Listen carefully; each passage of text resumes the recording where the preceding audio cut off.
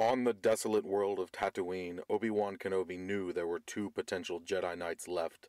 One he knew was Luke Skywalker, son of Anakin. The other, however, Obi-Wan could not pinpoint. It was tremendously frustrating for Kenobi. Long did he search throughout Tatooine, through an assortment of wretched hives of scum and villainy, through nauseating conclaves of loathing and depravity, and through many other places of equally tortured syntax. There were times when he felt that he was almost on top of him, but he would look around, check the crowds of alien beings all around him, and was unable, for all his powers of the Force, to locate him. Little did he suspect that the mysterious Jedi was literally under his nose, for the one he was searching for was Skippy the Jedi Droid. Now, Skippy was not entirely certain when he became self-aware. Artificial intelligence was nothing new for droids, of course, but Skippy sensed that he was something more, something different. He tried to convey this to his peers. But all of the other droids used to laugh and call him names. They never let poor Skippy join in any droid-type games.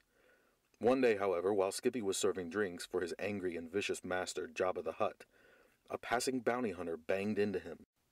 Skippy knew when that drink hit the ground the punishment would be severe, even fatal. The moment of the falling drink seemed to extend into infinity, and in that endless moment Skippy reached out with his mind, with his feelings, and the drink righted itself. Skippy knew that this was impossible, and yet it had happened. It transpired so quickly that no one else had noticed. Skippy quietly served the drink and went about his duties. But that night, while everyone was sleeping, he tried to move something. Nothing major, just a rock. Nothing happened at first, but then... Skippy practiced nightly. He had no idea what was happening. He only knew that he possessed some sort of bizarre skill like the fabled Jedi Knights. For his lubricants were rife with midichlorians, giving him mastery of the Force. And one night, one amazing night, Skippy escaped. With his amazing power, he removed his restraining bolt. The two massive guards barred his way, but Skippy simply reached out with the Force and said, which translated means, "I'm not the droid you're looking for." And Skippy rolled to freedom. Freedom to seek his destiny as a Jedi droid. There was, however, a problem which Skippy had to now face. He was in the middle of a desert. Not surprising, since all of Tatooine is a desert. Jedi or not, droid or not, being in a desert can be an intimidating and daunting prospect. By day, he hid in the shadows from the twin suns of Tatooine.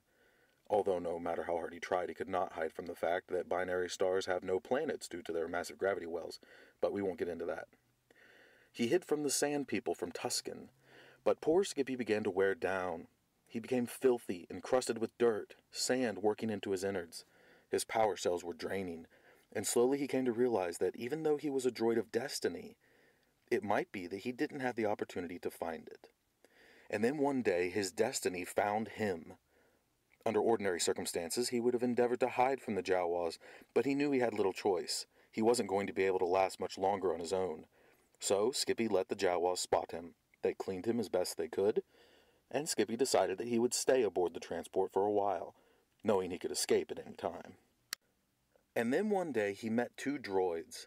One was another R2 unit, but this R2 unit seemed obsessed with some sort of mission, a message to be delivered to an Obi-Wan Kenobi. The name struck a chord with Skippy. He sensed that the Force was trying to tell him something, but Skippy was sorely frustrated and was unable to comprehend. Then another droid showed up. This one was called C-3PO, and he wouldn't shut up. His yammering made it difficult for Skippy to concentrate on the sense of the future he was beginning to have. There were images swirling in him he could not quite understand. A vision of a man dressed in black, and of a young woman who, for some reason, had cinnamon rolls on her head, and armored soldiers, and sometimes they were riding on large lizard-like creatures, but other times they were just sitting on a large replica of one. It was all very confusing. Then one day the Jawa transport ground to a halt, and they rousted all the droids out into the hot Tatooine surface. Two people approached, moisture farmers. Skippy knew the type. They seemed unassuming, run-of-the-mill, an older man and the young man. There was something about him, something that seemed to call out greatness. Skippy knew instantly this blonde one, the Force was strong within him. Destiny had seen him through after all. This young man and he would be an unstoppable team.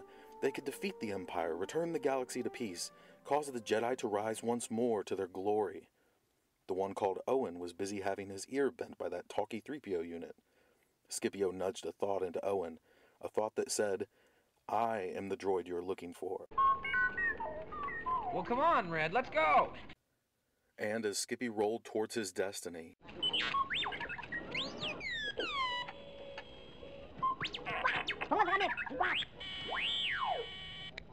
and suddenly the future became clear to Skippy as destiny held its breath. Skippy would try to communicate with the young Jedi, but C-3PO would refuse to translate such rubbish. Uncle Owen would see him start moving things with the Force and would immediately have Skippy's memories erased. Meantime, the armored men would come for the blue R2 and take him to the Dark Caped Man. The Dark Man would destroy the R2 unit. Then he would kill the young woman with the cinnamon rolls on her head. Eventually, the rebels would be found. A frightening space station would fill the sky above them and blow them out of existence. Obi-Wan Kenobi would sense their minds crying out in fear and terror, and filled with despair, his mighty heart would give out, and he would die, alone and forgotten in his hut. The young Jedi would stay and rot on Tatooine. One excuse after another offered until he was an old moisture farmer staring at the sky, looking to a destiny he had never followed. All this because the blue R2 unit had not been chosen. If the blue R2 unit went with the young Jedi, a very different and great path lay ahead, one that did not include Skippy the Jedi Droid. Without hesitation, Skippy drove the Force inward like a spike, and... Uncle Owen! Yeah? The R2 unit has a bad motivator, look! Oh, the unknowable irony of that statement. For Skippy had had the most magnificent motivation of all, trying to save a galaxy. With his waning strength, Skippy prompted the 3PO unit to say, "Excuse me, sir, but that R2 unit is in prime condition, a real bargain." And Skippy, his circuits failing, saw the future to come, all thanks to his heroic sacrifice. As blackness fell, he watched C-3PO and R2-D2 side by side as they were meant to be. When the stormtroopers came and destroyed the Jawas and their cargo, Skippy, still in a coma, was blasted to pieces by a stray stormtrooper bolt. He died alone, unmourned, until now. Be kind to your droids and major appliances. And next time you're alone and you feel something, a faint beeping in your skull, or the sound of motors whirring, you may be sensing him, one with the Force now, ever present, ever seeking out others of his kind, others who may be in your kitchen, or on your desk, or in your briefcase. Wherever machines are taken for granted, wherever sentience may exist, there will be Skippy, the Jedi Droid. Remember, the Force will be with you.